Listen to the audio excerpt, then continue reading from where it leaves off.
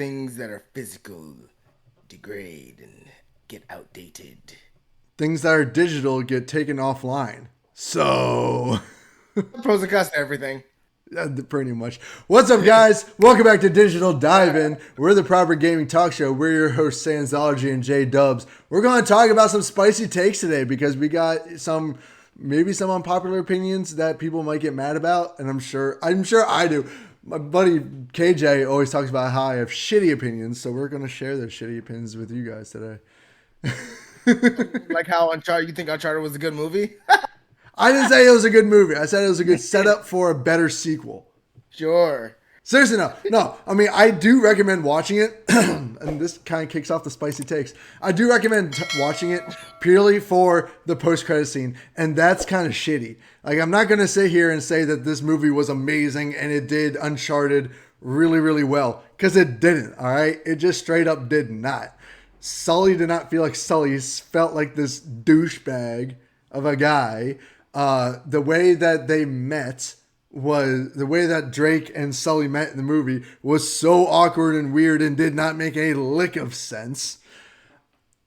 The last half of the movie was good because it was more Uncharted, because like most of the movie took place in freaking like Spain, like a city. It felt more like National Treasure than anything else. I'm like, that's not Uncharted. Uncharted, like most of the Uncharted games take places on these Uncharted islands and shit like that. Like this one took place in a city and they're just like uncovering shit that's been like, lost to time, which I guess makes sense, but it's also just National Treasure. And literally that's all I felt like for the first half of the movie. And I was like, no, all of the twists there's one twist that I was like, oh shit, I actually did not see that coming. The rest of them were so obvious, it was annoying. But I will say, the post-credit scene showed us a way more traditional Nathan Drake and Sully, and it looked like it was stripped right out of Uncharted. I think it was Uncharted 2. Was Uncharted 2 where they were bargaining the Drake's ring? Was that Uncharted 2 at the beginning of the game where they're bargaining with that one mob guy? No, was that Uncharted 3?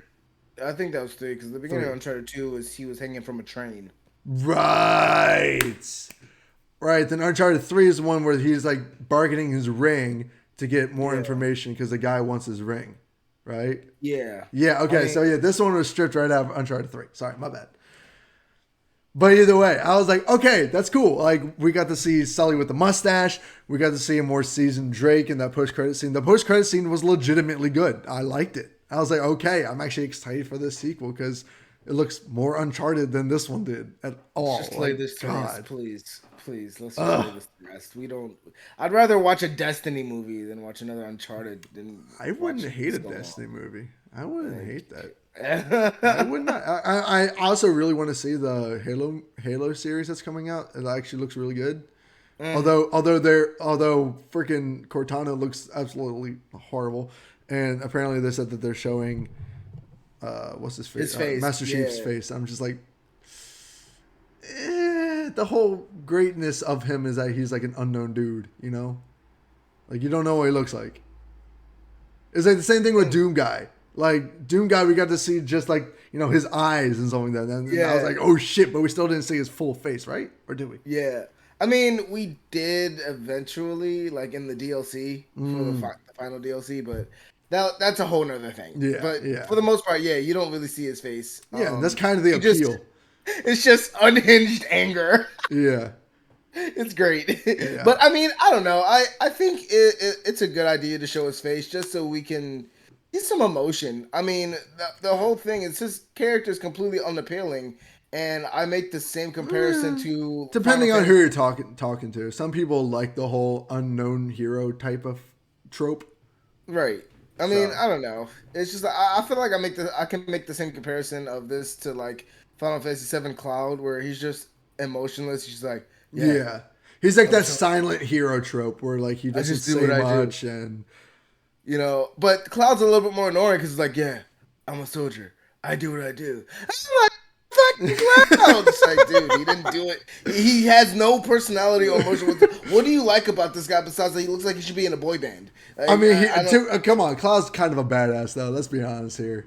he's all right. He's got He's some just nice a moves. strong, silent protagonist that is a total bamf. He's got a sword bigger than his body that he shouldn't be able to wield so freely. But It's Final Fantasy, sure. my guy, whatever.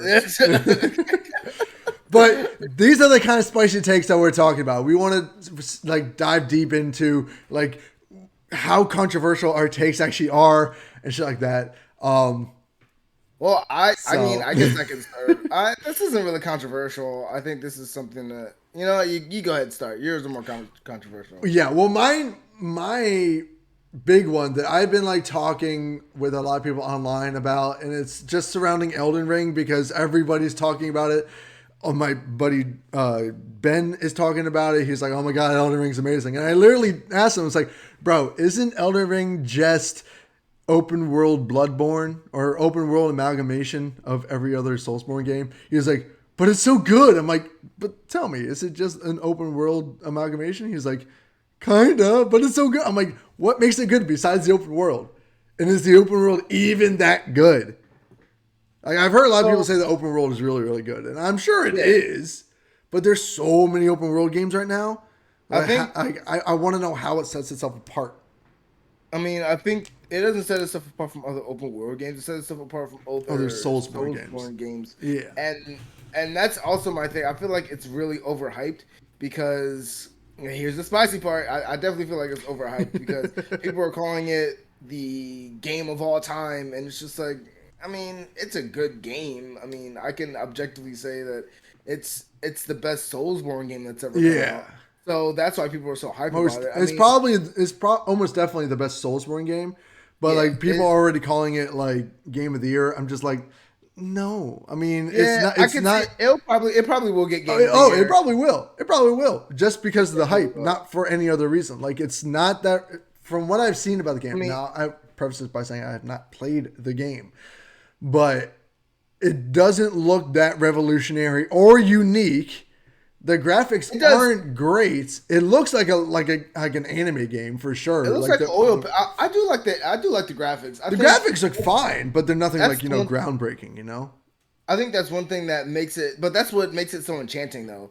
It's because I've seen a couple reviews that say it resembles like oil painting. Yeah. No, the art style in general is fantastic. Like, the art style is really, really cool. I love that's the one thing I do like about Soulsborne games is the art style, because it's always gothic and creepy and dark and gorgeous. There's so many layers to it. But I mean, it honestly depends, because I don't care for Bloodborne's. I mean, the look of Bloodborne is fine, but I didn't really care for the look of Demon Souls or Dark Souls or Bloodborne. But I loved Mortal Shell. That resonated with me on some level. Yeah, it was more of like a sci-fi look to it, like an alien look. Kind of. It was like a Souls-like game, so it's just like I don't know. That resonated with me for some reason. But, hey, no, that's fine. No, I mean, I love like gothic Victorian era stuff. So I love the look of Bloodborne. It was so reminiscent of that, and I thought it was absolutely gorgeous from top to bottom. But I was never a huge fan of like the Dark Souls art style, just because it's just like you just look like you're in a dark dungeon the entire time. It's like, Yeah, I mean, Bloodborne kind of reminded me of something akin to Van Helsing. Like going to be a werewolf hunter, so that's why I did try it out. I do love like that fantasy werewolf hunter. And you were like a hunter. You're a beast hunter. Like, so, But I couldn't get past the first level because it was so fucking janky. Yeah, it was so hard. So hard. The 60 frame update, I don't even think that's going to fix it. I really don't. Like, is there a 60 frame update coming? There are people that have been able to mod it into the game. Okay. Because I was just watching the whole gameplay from Jacksepticeye, and he was saying how the game needs like a 60 FPS update, because he's like playing it at 30 FPS is bad, especially with that type of game. The only people that have to put up with it are Nintendo players, and it's just like, I don't know why you're still PlayStation players, because it's not even the place when you play on the PlayStation 5, it still only runs at 30. I mean, I mean, yeah, but if you're talking specifically Oh, console game, in yeah. general. Ah, I yeah, mean, yeah, of course. like Sony has stepped this shit up. Xbox Yeah, been Xbox been at 60. You yeah. know, the only people that have to put up with it is Nintendo. And that's Um, never going to change, let's be honest here. You're always fair. going to be playing Super Smash at 30 FPS. It might be a smooth 30, but nobody wants 30 FPS anymore. It Come is a on, guys. smooth 30. I'll give them that. It's a very smooth 30. Yeah. But Um, 60 I frames is 60 frames is definitely ideal.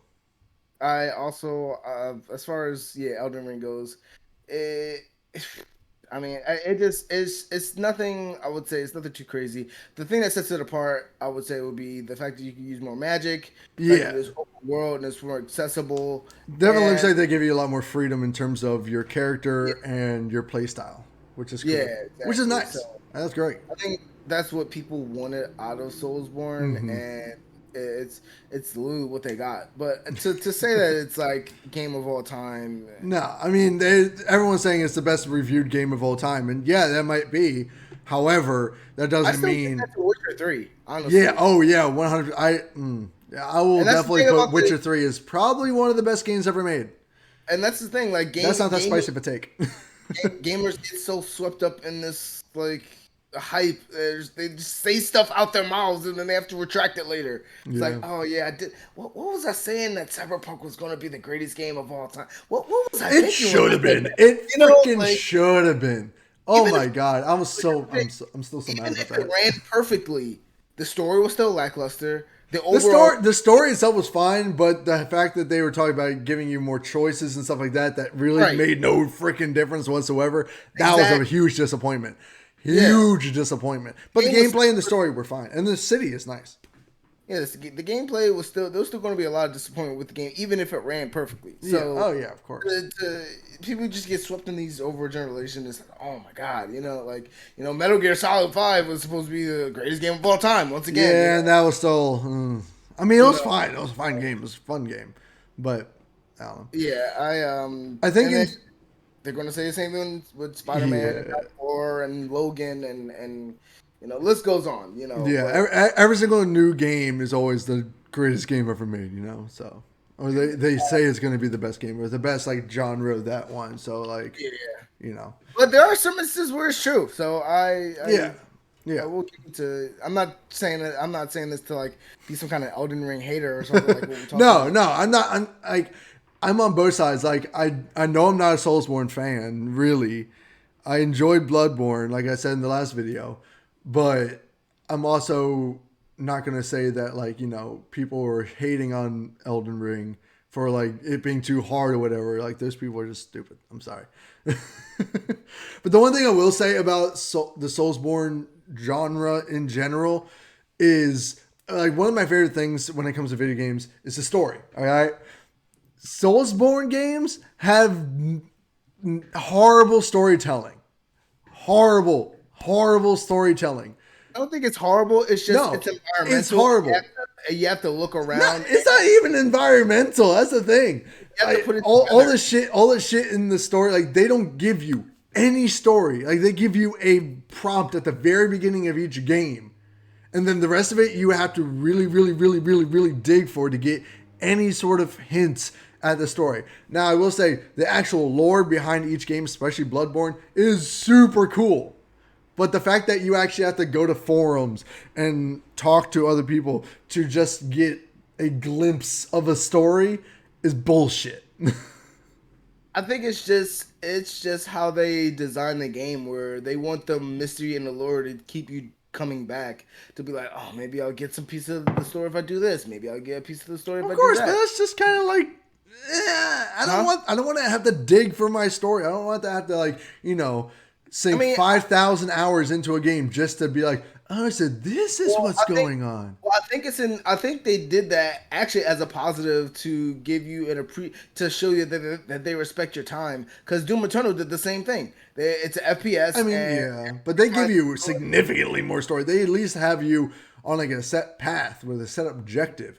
Bloodborne game or Soulsborne games, you have literally no objective except for, hey, There's a bunch of monsters. Go kill them. Why? Right. Fucking figure it out. I don't know. Right. And if you're a person that doesn't care about story and that just wants action, you can do that. Or Oh if you yeah, like for sure. you can go look for there are lore texts and stuff like that in the Yeah, game yeah. where people I wouldn't get know that. what the stuff is. Like in order for there to be a lore story to find, it has to be Mhm. in the game. It's not like there's a book out there, and there might be a book out there. It's not like there's a book out there that's like has the Yeah, lore right yeah. there. You know, I'm so sure someone has made like an abridged version of of like the story, Dark yeah, Souls, Demon Souls, Bloodborne. I'm sure there's abridged versions everywhere, and there are YouTube channels like Vadi who do like lore breakdowns for all these games, which is fantastic. Except I don't want to have to like put in all that time just to figure out the core story of a game. Like yeah. I every single time I booted up Bloodborne and I play it, I'm just like, what the hell is my actual role in this world? I'm just a hunter. But what's happening? Like, why is this happening? The hell? Like, I'm all good. I'm all good with environmental storytelling and world building and stuff like that, where you pick up like certain bits of lore. Like Dying Light 2, for example, you can find newspaper clippings and Yeah. recordings and stuff like that. That's great. I love that because that gives you background into the world. Right. But you have like your own actual story built on top of that. You have Yeah. your own quest line and your own shit going on. The rest of it is just world building and giving you background information. And with Bloodborne and Dark Souls and even Elden Ring, like the entire storytelling is just done through environmental and world building, and that's it. I'm like, it's exhausting. It is so exhausting. They give you two paths, and if you don't take either of these two paths, then the game's not for you. They give you the route of the action where you just bow through and you just go in and you kill things, or they give you the route of the I 500 guess. hours. They're like, yo, man, I'm gonna put fucking 3,000 hours into this fucking game. Oh my god! And it's just like, well, what was the problem with Dying Light? Same kind of world building. Yeah, right. And that's only like 500 hours to complete everything. And I've already messed up a couple of choices in Dying Light. I'm like, shit, I should have done that. Oops. Oh, well, whatever. I'm not gonna try to go back and get the best ending. I'm just gonna play it because most of the time, whenever I play a game, I don't know if this is a spicy take or not, but like one of the issues I have with like playing like big story games is that I always want to get the best ending the first time. So like, and I hate this because like I'll end up like playing games as soon as I get to a decision. I'm like Googling, okay, what decision should I make? I'm like, and it takes me out of the immersion so much. I'm just like, you know what? I need to just play the game and just be happy with whatever I get, because that way I have to go back and see what to do different. Like, and that's the thing. But I'm also lazy. That's what I do with games. The first time I play it genuinely, and so I need to start doing that. Of course, me personally, morally in my life, I'm neither an extremist on either side. I'm usually in the middle with a lot of things. So that's how I play my games. I'm not going to totally be the extremist good guy or the extremist bad guy. And so when it comes to something like Dying Light, I'm very interested to see how my world is going to take form, because I don't like the cops. But I also think that there's something suspicious going on with this free love. I haven't played Dying Light in like 3 or 4 weeks, so like I'm very behind. Wait, what are you talking about? The free love? What are you talking about? The Church of Balthazar, or whatever. It's like no rules. Like, oh, you mean the bazaar? Yeah, we don't. It's not the Church of Balthazar. Whatever. The Church of Balthazar. Hey, that sounds cooler anyway. No, it's just a bazaar. No, yeah. So I mean, I'm very excited to see what I'm going to choose. I'm definitely going to give water, or I'm going to give resources to Balthazar. To the bazaar, to the survivors. I'm just going to stick with Balthazar. Yeah, I'm going to give water to Balthazar. And what I did find interesting is, and this might be a spoiler going forward for you, but because I think the only way to get the good weapons is to side with the assholes, and I don't like that. Well, yeah, okay. So here's the thing: once you get into the central loop, the entire dynamic kind of changes. Like the peacekeepers in the old Villador are totally different from the peacekeepers in the central loop. Like the peacekeepers in the central loop are really actual peacekeepers. They're there looking out for the civilians and everything. They're good guys. The peacekeepers in Old Villador are really just out for themselves and they're kind of assholes. So it's a Yeah. huge difference between them. And I'm like, oh, I don't actually feel like shit giving more, resources to the peacekeepers because they're actually working to keep the survivors safe from the renegades. I'm like, all right, this is dope. I like this now. Although I do wish instead of in the central loop, instead of being able to offer up, the resources between the peacekeepers and the survivors, I wish there's an alternative to also side with the renegades because that's Waltz. And as soon as you get to the central loop, there's this interaction with Waltz that is very, very interesting and leads you to believe that he might not be that much of an asshole. He's still an asshole, but might not be that much of an asshole. I love dualities. They're great. Yeah, so I really wish there was that option to either side with the Renegades or the Peacekeepers. That would have been way, way, way, way cooler because in Old Villador, it was very like broken. Like the survivors are good guys, the Peacekeepers are assholes. This one, it's both of them are fine. Like the survivors and the Peacekeepers, they both give you quality stuff, and it doesn't really matter who you give it to, depending on what things you want. That's true. So. Fair. That's kind of my gripe with that, and then that's also not that spicy of a take either. But still, I mean, Detroit Become Human. When I made mistakes with Detroit Become Human, I had to live with it, and people died, and I was like, oh man. Fuck. Yeah, I was that idiot who looked up how to get the best ending. You ass. Well, a couple of them, I messed up on some choices, and I still got a decent ending. So there was only one that I redid because I actually pressed. I think my hand slipped. Yeah. And there was like multiple prompts going on, and my hand slipped, and I pressed the wrong thing, and I was like, "Shit, that's not even what I wanted to do." So let me go back and redo that and do what I actually wanted to do. So that was the only time. But everything else that happened, if you somebody just went with it. Yeah. Yeah. I do that for the most part. It's just sometimes I'm like, I really want to know what the good ending is. That game, that is one of my favorite games. Detroit Become Human. It's so good. It's so freaking good. And I think I think it got a PS5 upgrade. Did it not? I think so. Or I might be wrong. I'm not sure. I think it did, but yeah. So I have to go back and replay that game anyway and get the rest of the endings. But what was your other spicy take? Well, that. Oh, sorry. I was gonna do not a spicy take, but kind of a spicy take. I'm putting a boycott on Square Enix. Fuck those guys. Why? Their NFT necessity bullshit. My God. You and NFTs, my guy. My guy. These things are trying to take over. They're not. They're not. No one has talked about them in weeks.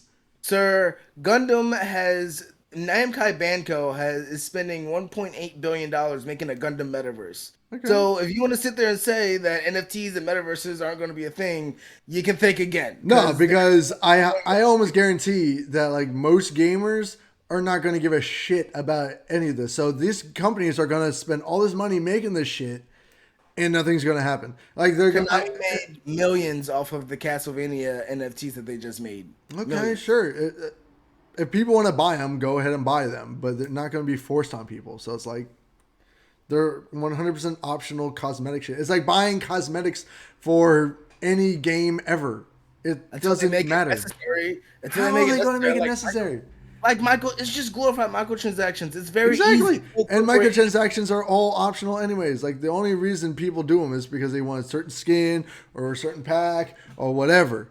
You get a game like Zombie Army 4 where that's why I stopped playing that game. I'm like, don't. Where this shit is leading to, Patchy. You gotta think long term. It's not going to become optional after a point. It's going to be like, hey, you want to get the rest of the game?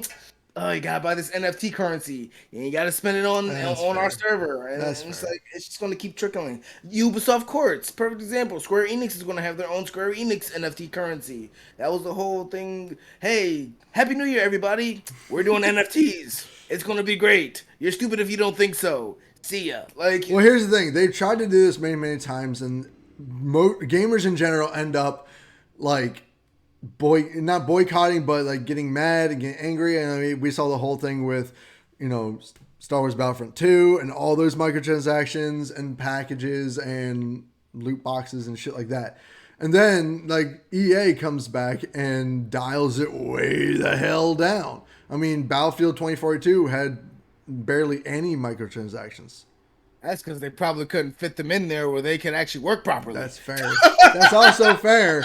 But I mean, you see what I'm talking about. Like, gamers in general are never going to like microtransactions. So even if these companies put in a ton of money into NFTs and metaverses and all that bullshit, These companies, the bulk of some gamers are going to fall into that and get into it, whatever. But the bulk of them are just going to be like, nah, I'm good, just with the base. yeah, the problem is these companies are like domestic abusers. They keep you keep saying no, and they keep trying it until it fits. They keep shoving their dick down your throat till it gets in there. You can try and keep it closed all you want.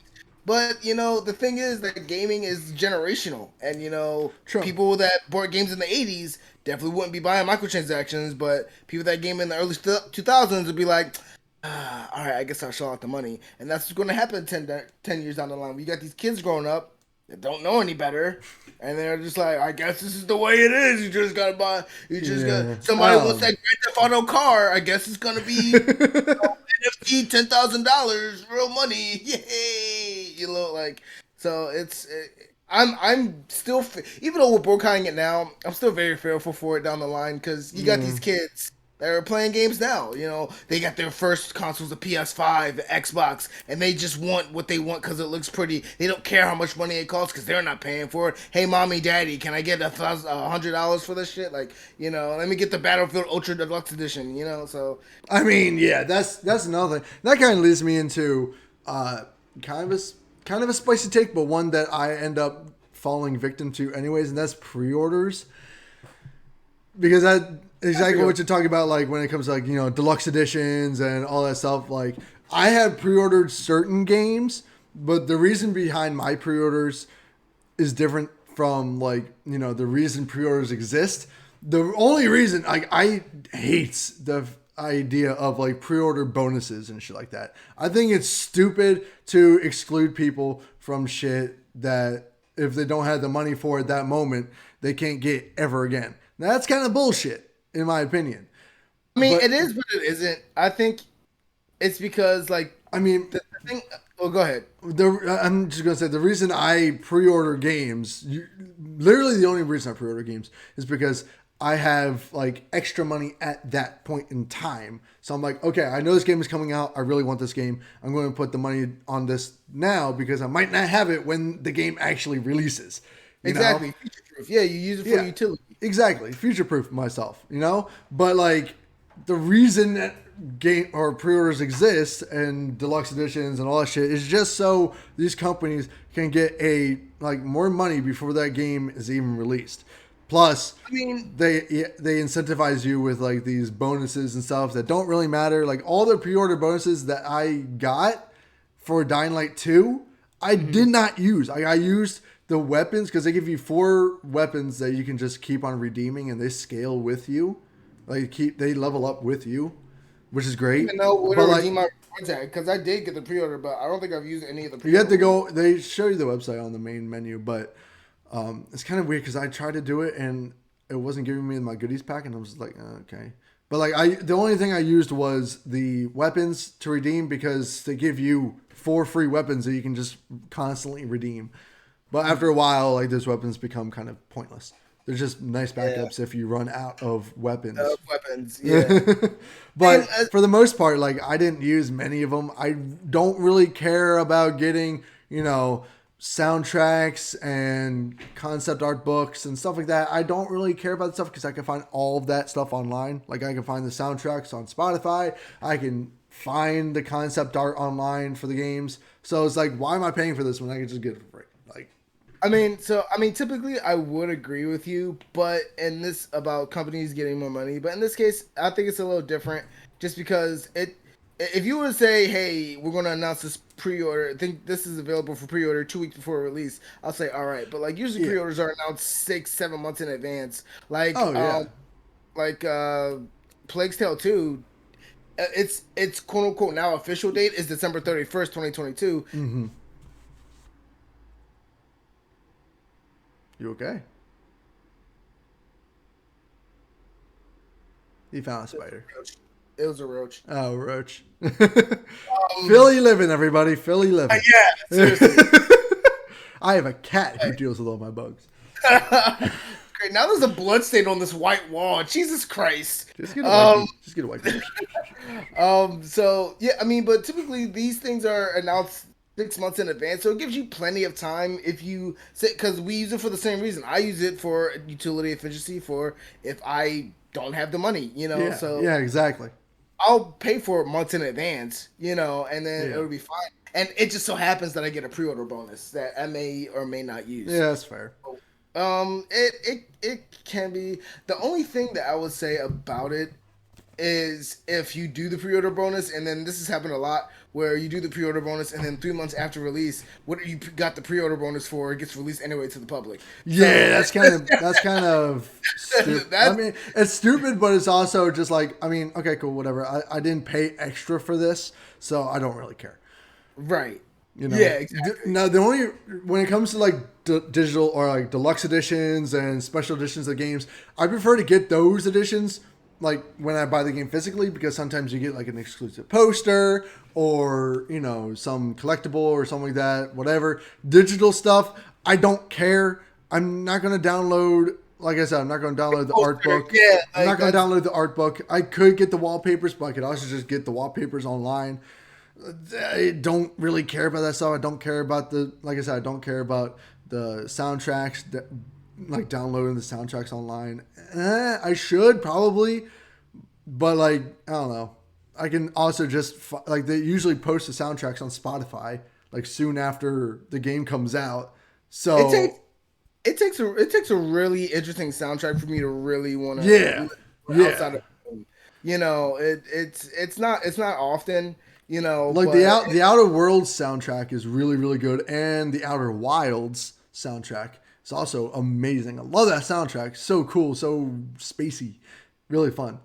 I feel you on the greediness of companies. And this is why I say gaming should go back to being more niche, because then gaming developers will be forced to have more passion and creativity because they know not a lot of people are buying this stuff. Yeah. But now that it's become like the pretty bitch in the club, I don't have to try.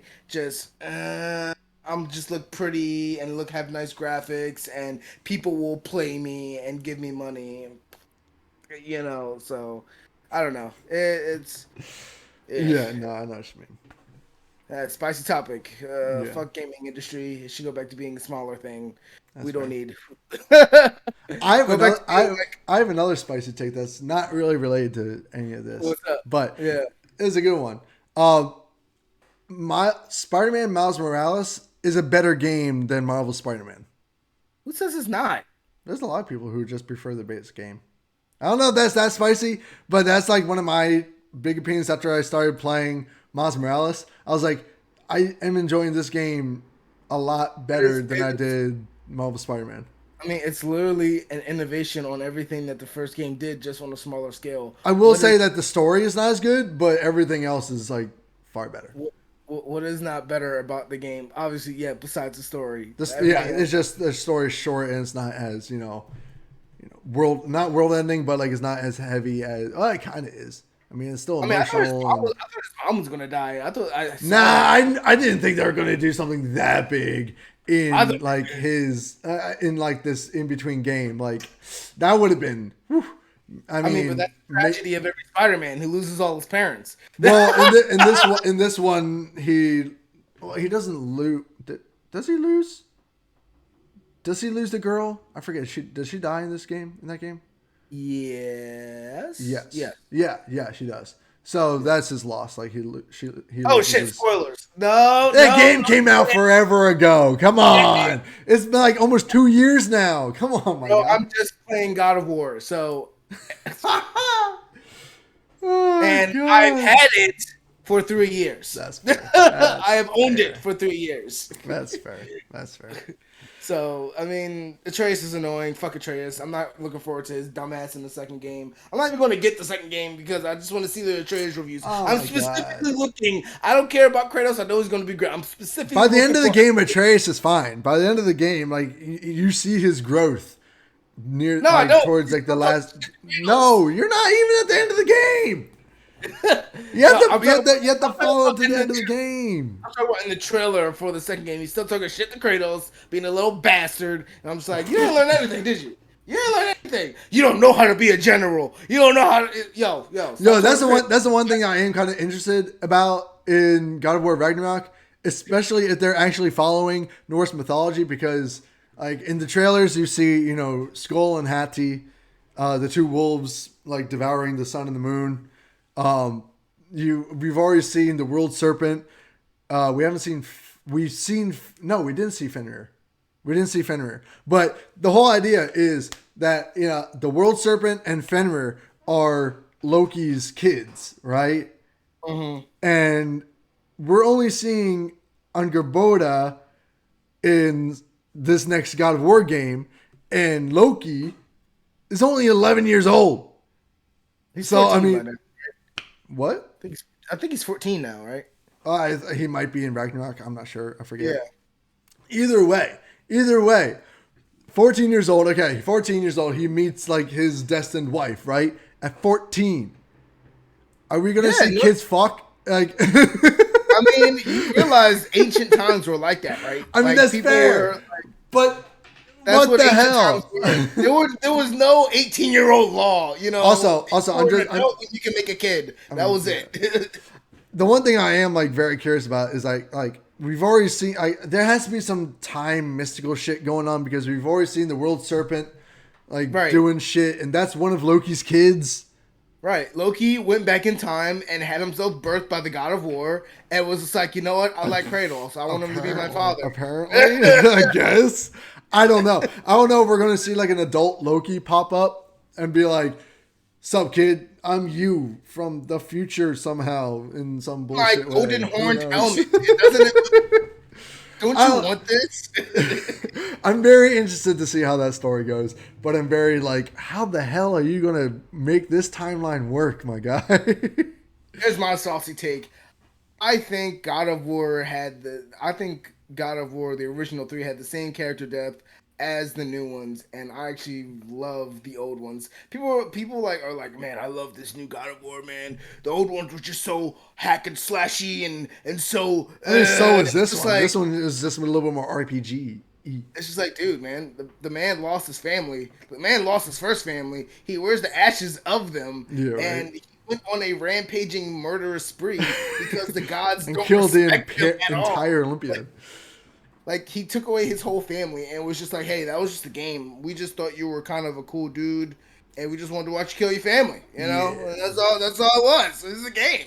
He's just like, are you serious? Like, I'm gonna murder all of you. right, like, I would do the same thing. And then he has a brother that he tries to help out, and that's a whole thing, and that was taken away from him. Like he had a pretty fucked up childhood, and I am going to go back and play the first two games at some point. I have a PC, so I can find the games And somewhere. Ascension.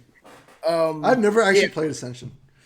I wanna replay those games because honestly, people are kind of like, it's like now that this new one are coming out, they're like, oh yeah, fuck the old ones. I wasn't really into those anyway. They just didn't, you know. And I'm granted, I was one of those people that didn't really, the old ones didn't really appeal to me till later, till like God of War 3 came out, and I was like, yo, this. I mean, this actually looks interesting, but I was in a Christian household. I couldn't replay super violent games, so Yeah, I had to pass on God of War 1 and 2 anyway, because I didn't have a same here.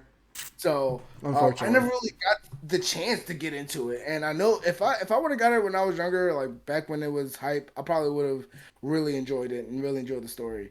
You know, it's the same thing with Batman. Now that this new Batman's out, it's like, oh my gosh. It's like, all right, well, I'm gonna wait till everybody calms down off the hype, everything de-escalates. I'm seeing it this Saturday. I can't wait. Then ask your opinion about what you think the Bat. They're like every time a new Batman comes out, there's a re-ranking, and I'm like, well, calm down. It's the same with Spider-Man. Same with everything, man. Let's just wait. Same with Star Wars. Wait a year. Give everybody time to process it, compare notes. Because you know what I did after I went to go watch the Batman. I went home and watched Dark Knight Begins, and I said Dark Knight Begins, but yes, I watched those movies. That sounds all right. No, I this isn't really gaming related, but I was never really a huge fan of the Nolan series. I just loved The Dark Knight, but all the other movies, I hated The Dark Knight Returns or Dark Knight Rises. Sorry, Dark Knight Oh Rises. yeah, that was the Hated worst that one. movie. Hated that Yeah. movie. Batman Begins. It was good, but I mean, I just didn't like the whole metal emo voice thing, where are the other drugs going? and he was a little bit lean, too lean, and the face was kind of awkward. Like the mask making was kind of awkward. yeah. It was just like, whoop. And Yeah, it was then weird. I don't know. they tried to use that for like a template for the Gotham suit at the end of the series, and he just looked like a huge leather condom. Like it was just. Yeah. And then you compare it, it's like, yo, the Batman Begins outfit does kind of look like a little weird, like a little awkward. Although apparently if the Batman gets a sequel, it's going to be, I think they are going to do a sequel. It's going to be Arkham Asylum, and I'm kind of hype about that. Like that would be amazing. Oh, that would be dope. But Right? I just didn't have the suit. I didn't like the design of the suit for You this didn't like? movie. I didn't like Well, the it's also like a 2-year-old suit, so so I it'll be get it. updated and everything. I'm also just kind of tired of like the whole armored Batman look. Yeah, Because like it makes sense in a realistic sense, but that's not the point of Batman. The whole point of Batman was like he's a man that can dodge bullets and disappear into the night. He's not a man. He's not like Superman that like he's terrifying because he's like invincible. And that's one thing the I biggest really. thing. Yeah, that's the thing I didn't like about the Batman. I thought he was getting hit way too much. He was Yeah. getting hit way Well, too I haven't much. seen it yet. I'm seeing it on Saturday, so I'll see. But I yeah, I I'll get tell you that. right Just now, from the trailers. There's only one shot that actually blows him back out of the whole movie. Just one gunshot. That's it. Yeah. And it's like from a shotgun. And I'm like, so fully automatic military rounds. Yeah, I am hoping that we see more of like a ninja-esque Batman or like a disappear where he That's why I like disappears Ben into the Affleck. night, disappears into the dark and shit like that. And we never really saw that in a live action Batman except for not even like Batflex Batman. They did it in Batflex. They A did little, like a little bit, but not as much. Because he never got his own goddamn movie. I know. Like we might see that more in the Flash movie, but I don't know. I kind of don't have high hopes for that movie. We'll see. Because like I remember, it was like the first scene of the Batman where they're looking for the criminal, and like you just see this man creeping up in the ceiling, like, yo, what's up, guys? I'm Batman, and then he just That was leaves. freaking terrible. You mean in the Batman vs Superman. yeah, that was terrifying. I was like, what the hell? I was like, now this is a Batman. Yeah, I that was like, cool. yes. I like that. But It's like, yo, I saw him. I actually Yeah. saw him. Yeah, Like, that was cool. oh, That's the Batman we need. But then after Yeah. that, it was more of a militaristic Batman. I was like, Yeah, I was like, so like I hope this. So the way I put it is like overall the movie. I know this is a random. Oh yeah, super random, but that's what happens here. Yeah, the Batman. I feel like the overall world building was amazing. The side characters were really good. Minus I think the romance between Selena Kyle and Batman was kind of forced.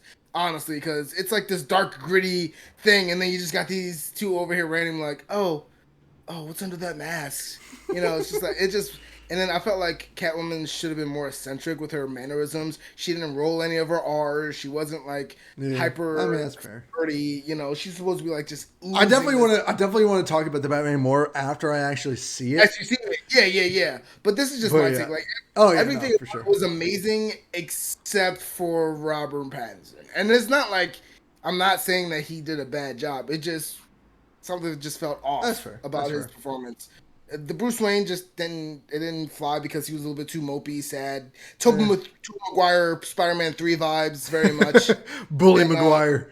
Yeah, and his Batman performance, he just looked weird in the suit. I didn't really like the suit in general, and what he was doing as the character was fine, but how he was portraying it, I guess, just felt kind of off. Yeah, no, that's fair. And then, dude, Colin Farrell killed it, dude. Yeah. Oh my god! Like I said, I really want to talk about the Batman, and I will after I see the movie on Saturday.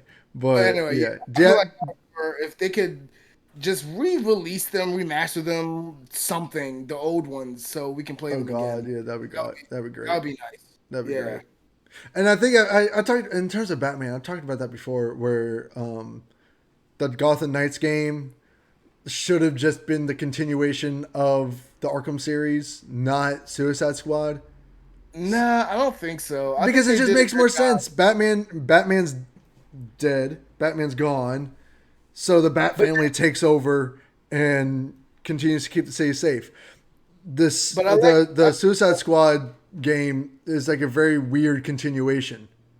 So I think that there was an interview about this, and they were pretty much saying that WB Montreal wanted to dive away from that because if you're following, that's not their universe. That's Rocksteady's universe. No, I And know. That's if what I'm you're, saying.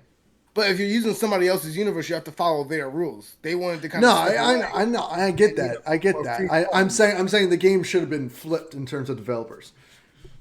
So you think Rocksteady should have? Oh Okay, yeah, Rocksteady 100% should have made Gotham Knights, and WB should have made it, Suicide Squad for sure. it's weird because I 100%. hate saucy take. I hate Arkham Origins. That's fair. Yeah. I No, hate Arkham Origins. I don't think that's that spicy of a take. Most people didn't like the game.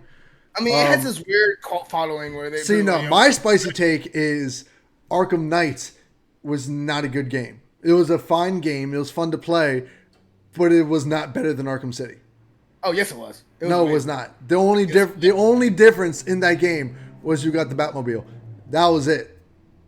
Sorry. How about overall technicality? You had Can okay, yes, it was an improved game for sure. verticality. But Uh, in no, it was an improved game for sure. But Arkham City was still the better game overall.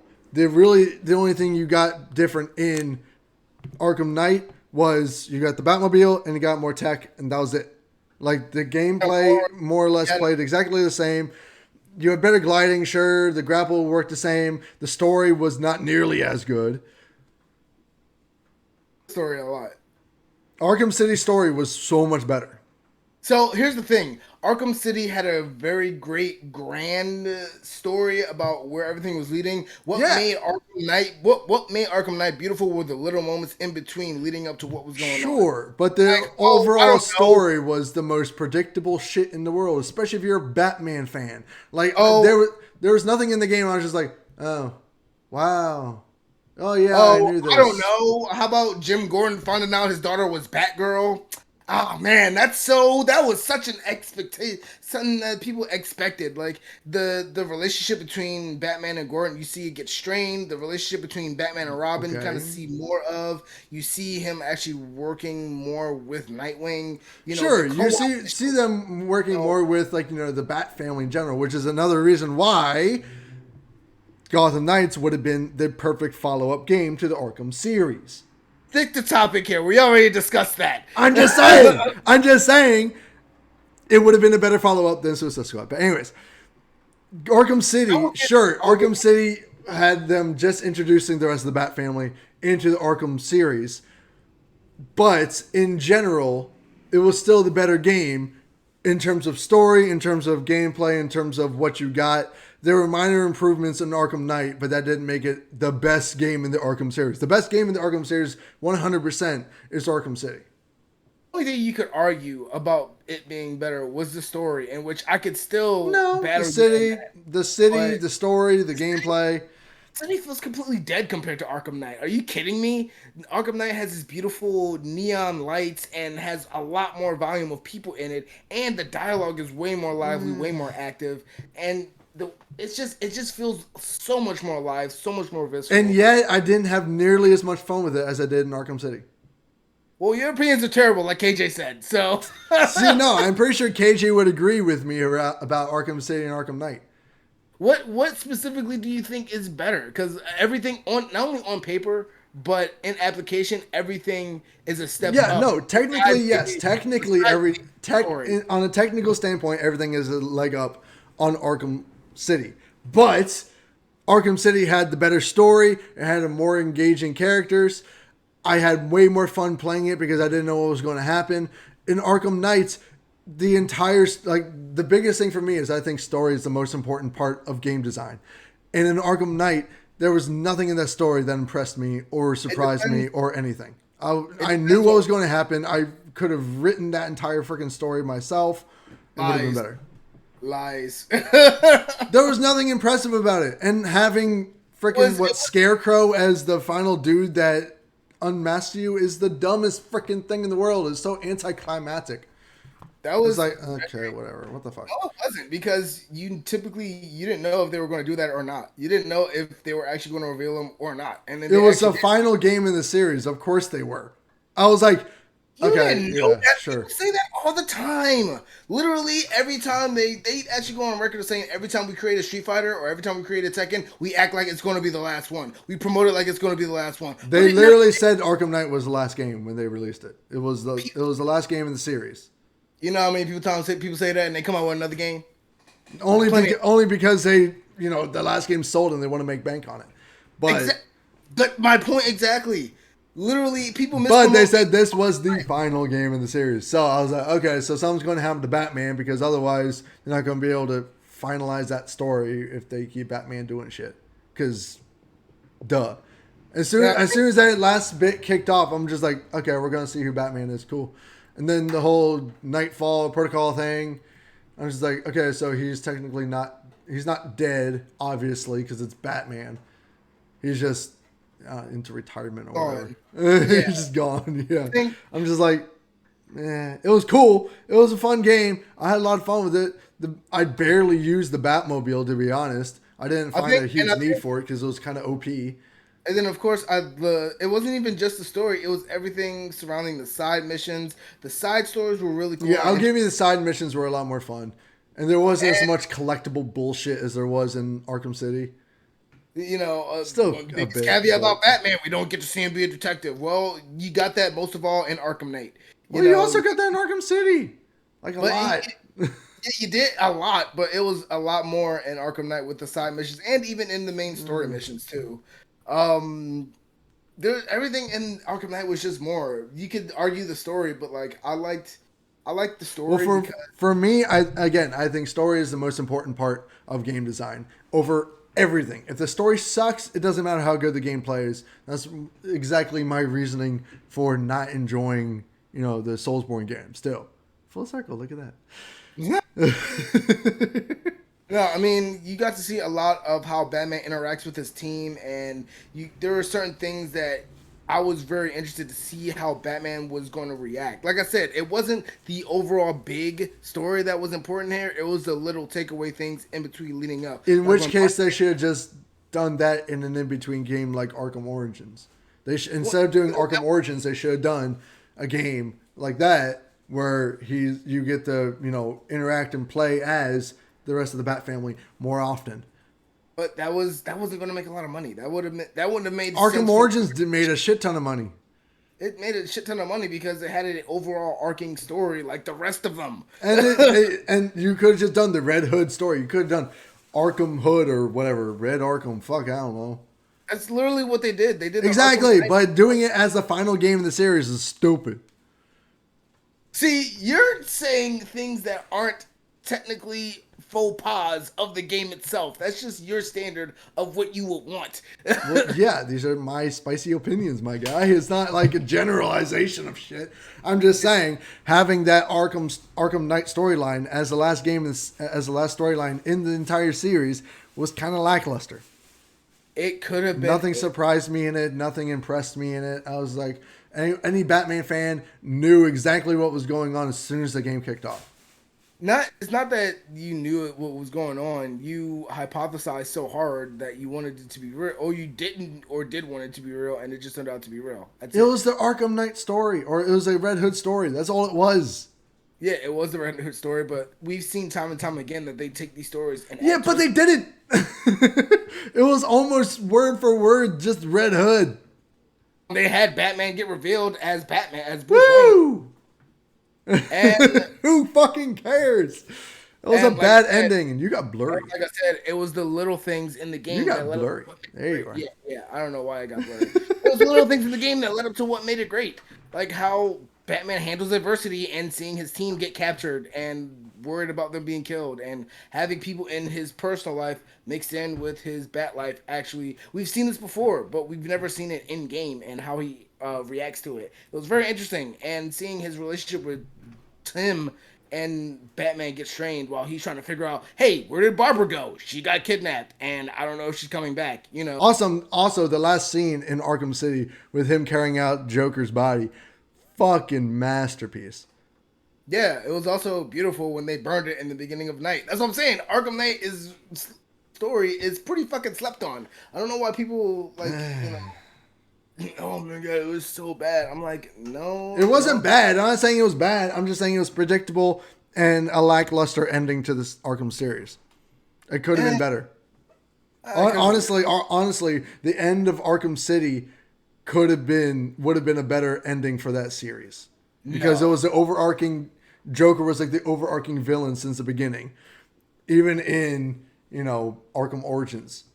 So Joker it is just would have been. arcing villain in everything Well, Batman yeah, does. exactly. But he was the main villain from the very beginning of the Arkham series. But that's what I'm talking about. Is they threw a wrench in it and they killed him. It's just like, oh shit, they actually killed him. Yeah, exactly. So, So it's like, what are you going to do? Oh, you're going to do the Red Hood story. Okay, we've but seen this a bajillion times already. not a bajillion two. It's enough. It's enough. No, it's not. It is. It is. Because It's more than enough. yeah, because we've seen Batman v Joker 1,000 times, literally 1,000 Yeah, times. but Arkham. Okay, so here's the thing. Arkham did a very original thing by doing the whole Venom Joker thing. That was super original. We haven't seen that one before.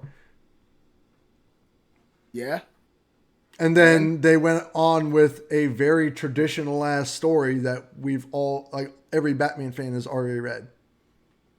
so They didn't do anything original in the very last game. They didn't do anything original. oh, they did plenty of original. Not really. Not in the main story. I'm talking about main story. Fuck side shit. When did Gordon ever find out that Batgirl was Oh, Harper in Gordon the was comics. What the fuck are you talking about? like not at that point of his career? That was like way later. I mean, he finds out that she was Batgirl before she gets paralyzed and shit. Yeah, I mean, well then explain to me what happens in Arkham Knight then. Fuck if I know. He finds out, oh, you're Oracle. Oh, you were actually Batgirl? What the fuck? Yeah, clearly he didn't know. Of course not. Which is stupid because in the comics that he finds out way earlier on. But that's still, not that original. But either way, They do some original stuff in the game. Now, whether it's enough to make you happy, that's up to you. But they do enough original stuff in the game. I'm And just also, saying. I'm just saying. Overall, I think Arkham City was a far better game. the whole point of the reveal of him being Jason wasn't the whole point. Like I said, it was Batman's reaction to how things play out and how, like, the fact that you knew that it was Jason Todd was fine, but it's anticipation of how Batman's going to react to finding out that it was Jason Todd because he's supposed to be dead. He doesn't know this. So when you get to that final battle, Any Batman scene is any Batman fan has already know how he's going to react, and he did react exactly as he did in the comics. yeah, and it's always great to see because you don't see Batman getting that emotional. That's fair. Thank you. Told you, people sleep on this fucking story, man. The story's It's actually still good not. if you It's still change not as good as Arkham City. if you change your frame, if you change how you think about the story, it's just as good because of how it's all. I would centered say on- it's as good, but not better, and not a fitting way to end the series. well, that's why they have Suicide Squad.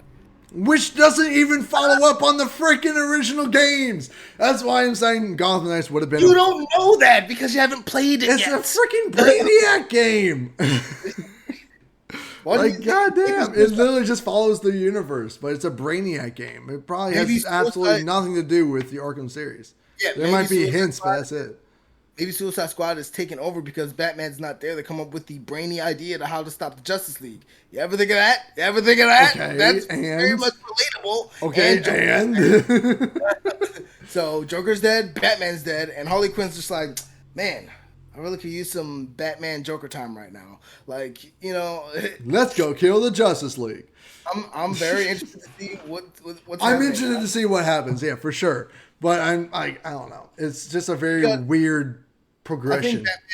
I think Batman Montreal changed a lot of things that we're going to see in Gotham Knights. They changed a lot of things and stemmed a lot away from the Arkham series, which is why because Batgirl for starters is walking. Yeah, exactly. So, like I said, there's a perfectly good reason why it was Batman Montreal that came out with this game separate from the Arkham WB game. Montreal, not Batman Montreal. Whatever, it's the same thing. Oh god! So, All right, I think there's a good reason. Yeah, sir. that's fair. Your saucy ass bad opinions. Excuse you. Anyways, I think we got to wrap this up. But guys, what do you think about these spicy opinions? Do you have any spicy opinions of your own? Do you agree with any of ours? Let us know in the comment section below. This is where we're going to wrap up today's video. Thank you so much for hanging out with us for the past hour or so. We've been just talking and giving you guys shitty opinions, shitty takes. I hope you enjoyed it. If you did enjoy it, please hit that like button. Hit that bell so you get notified whenever these videos go live. If you're not subscribed yet, please do so. We're trying to get over this 140 subscriber hump. So, yeah, that would be a huge help for us, for sure. Also, I really need to start uploading these to, like, Spotify and stuff so we can get our podcast launched and do more on TikTok because I haven't really been doing anything on TikTok lately. TikTok sucks. Yeah, but The reason why people are complaining that Batman is almost 3 hours. Why are people complaining about that? That's Exactly. When now that's just a stupid opinion. Infinity War, Avengers 1, Avengers 2, Endgame. Well, Avengers 1 wasn't that long. Endgame was almost 3 hours. Avengers 1 was about 3 hours. No, Avengers 1 was like at least 2.5. Like 2:15, 2.5. Yeah, it wasn't that bad. It was pretty standard. Minus an extra 30 minutes. Whoa. Endgame was legit 3 hours. That was amazing. And this one is about 3 hours. I'm like, bet, let's go. But anyways, guys, thank you so much for watching. Stay excellent, and we'll see you guys in the next talk show. Peace out. Peace out, yeah.